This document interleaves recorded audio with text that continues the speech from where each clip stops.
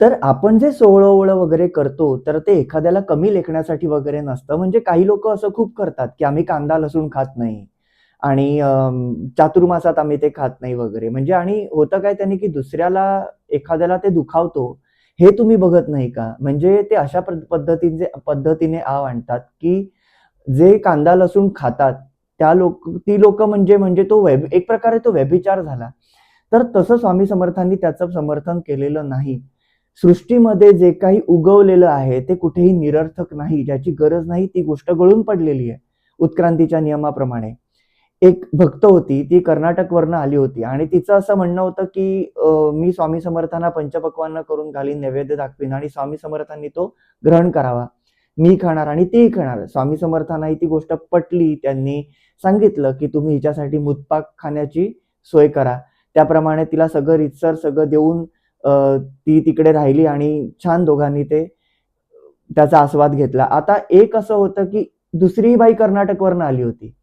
पण तिचं खूप सोवळं-ओवळं होतं, की ती कोणाला शिवून देत नव्हती वगैरे. तर ही गोष्ट स्वामींना कळली. तर तिने पूर्ण तो स्वच्छ वगैरे होऊन साडी वगैरे नेसून तसा तो स्वयंपाक वगैरे केला आणि ती स्वामी समर्थ आता कुठेतरी जंगमाच्या शिवलिंगाच्या जवळ, कुठे इकडे, कुठे इथे मठामध्ये, कुठे बाहेर कुठेतरी रानात, वनात, खंडोबाच्या देवळात, नाहीतर कुठेतरी अक्कलकोटला फिरत असत. ती शोधत होती, शोधत होती. पण त्याच्यातही ती विचार करत होती, की आपल्याला त्यांनी आजूबाजूच्यांनी शिवता कामा नये. मग ते सोहळं करत, करत, करत झालं. त्याच्यामध्येही ती पोहोचली आणि पोहोचली तर स्वामी समर्थ आईसाहेबांच्या देवळाच्या इथे होते.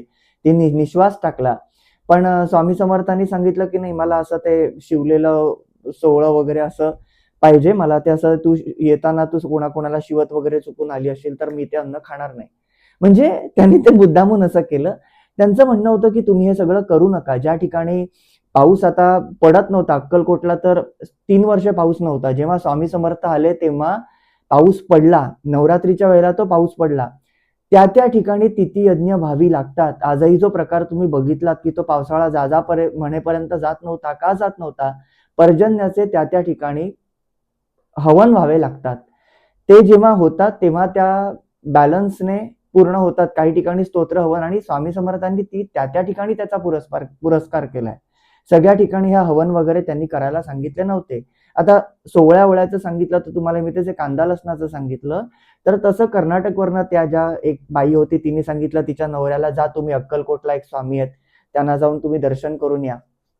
तसं ते निघाले आणि आले तर नेमके स्वामी समर्थ अक्कलकोटला तो आलेले असताना एका भक्ताने त्यांना कांदा लसूण वगैरे शेतातलं थोडं काहीतरी स्वामी समर्थांना प्रसाद म्हणून आणलं होतं. तर ते स्वामी समर्थ कांदा आणि लसूण खात होते. ते बघून त्याचं डोकं फिरलं.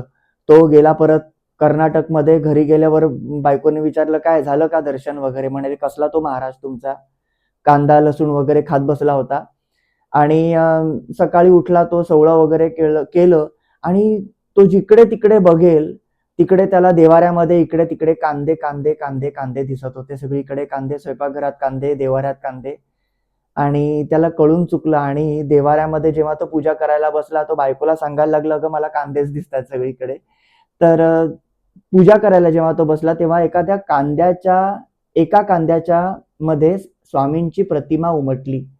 तेव्हा त्याला कळून चुकलं. त्यामुळे आपण फार व्यभिचारीपणाने वागू नये. जितकं सोवळं-ओवळं आहे ते आपल्या स्वच्छतेसाठी आहे. त्याचा दुराचार करून एखाद्याला हे करू नका. तर अशी स्वामींची शिकवण आहे, याप्रमाणे तुम्ही चाला.